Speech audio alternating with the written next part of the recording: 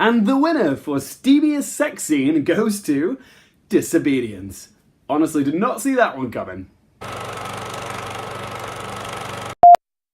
Hey up guys, so I am finally back in front of my wall. Oh, it's been 3 weeks.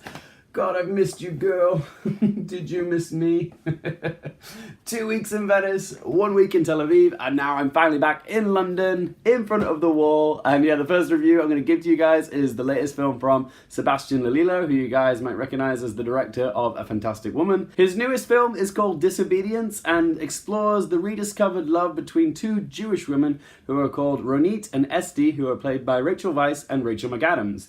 2 Rachels for the price of 1. The film opens with an impassioned sermon by Rabbi Krushka about mankind's free will and how it's both a privilege and a burden because we have the capacity to be angels, but we also have the desire of being a beast, and herein lies the themes of the film. At that point, the rabbi drops dead, and the film's titles illuminate with this aqua shade of blue, which is probably the film's only usage of vibrant colour throughout. This kickstarts the plot as New York-based photographer Ronit Krushka, who's played by Weisz here, learns of her father's death, and then after numbing her pain with some casual sex and a bit of drinking, has to go back to her Jewish Orthodox roots back in London. Her return home is not a welcome one. Most are surprised to see her, and although her father was a staple in the Jewish community, a lot of people don't know who she is, which evidences the duration of how long she's been absent from their lives, as well as the fact that her father didn't mention her much. She's also surprised to learn that her childhood friends David, who's played by Alessandro Nivola, and Etzi, who's played by Rachel McAdams, have married since she last saw them,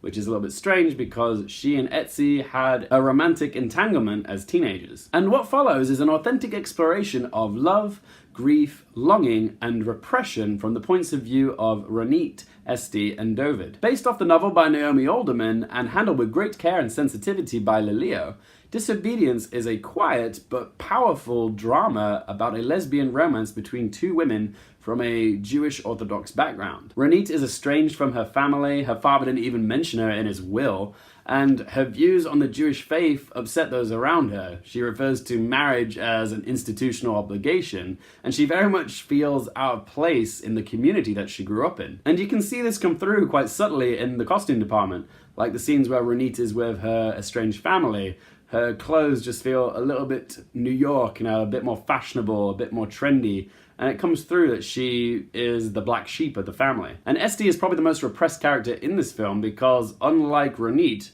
she didn't escape this life that she was born into. And because of her upbringing, she has suppressed her feelings of her true sexuality. Both Weisz and McAdams are stellar here. The romance between them isn't glaringly obvious at first, but it's evident that there is some complicated emotions between the two of them. It's all just below the surface, and the romance unfolds intimately and believably.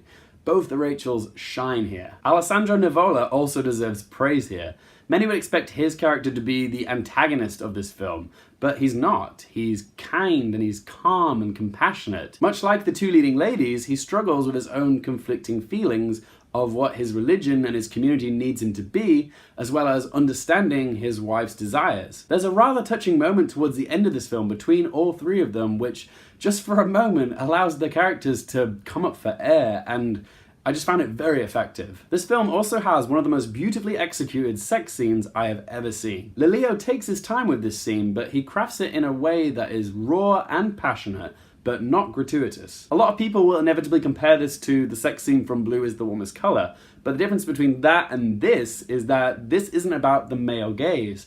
It's all about love, and for both Esti and Ronit, it really is about the release from conformity and repression. To say this scene is not gratuitous, despite Rachel Weisz spitting in Rachel McAdams' mouth, shows an impeccable sense of care.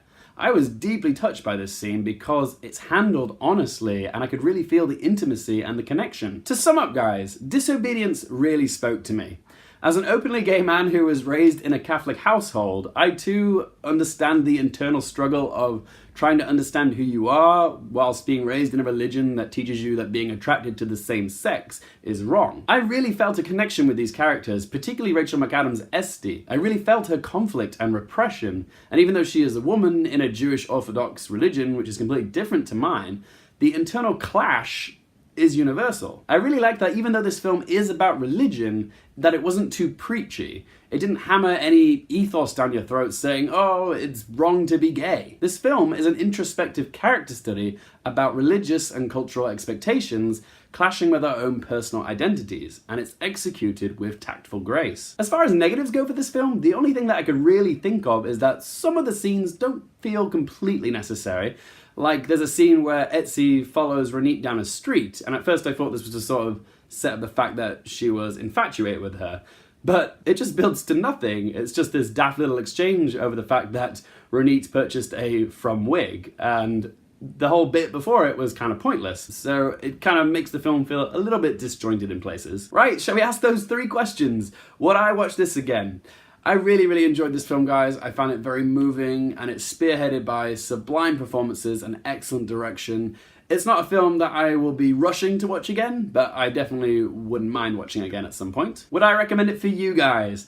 Yes, absolutely. This film is by no means a flashy film. It's a very humble and gentle film, but it explores an interesting topic in an underseen community, and it's got knockout performances, and I'd say, yeah, it's definitely worth watching. And what score am I going to give it out of 10? I'm going to give Disobedience a score of 9 out of 10. Okie dokie, that's my review for Disobedience. But remember, this is just one bloke's opinion. I want to know your opinion, guys.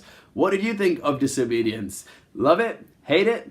Liked it? Slept through it? And my quick question for you guys today is, what is your favorite Rachel McAdams film? I think she's a massively underrated actress, so yeah, I want to know what you think her best work is. Whatever you think, be sure to let me know in the comment section below. If you guys do like this content, don't forget to click that subscribe button. And if you guys do want to follow me on Twitter, Instagram, or Stardust, all that information is in the description link below. Thanks so much for watching, guys. For more things related to movies, TV, and popcorn culture, I'm Luke Hearfield, and I'll see you next time.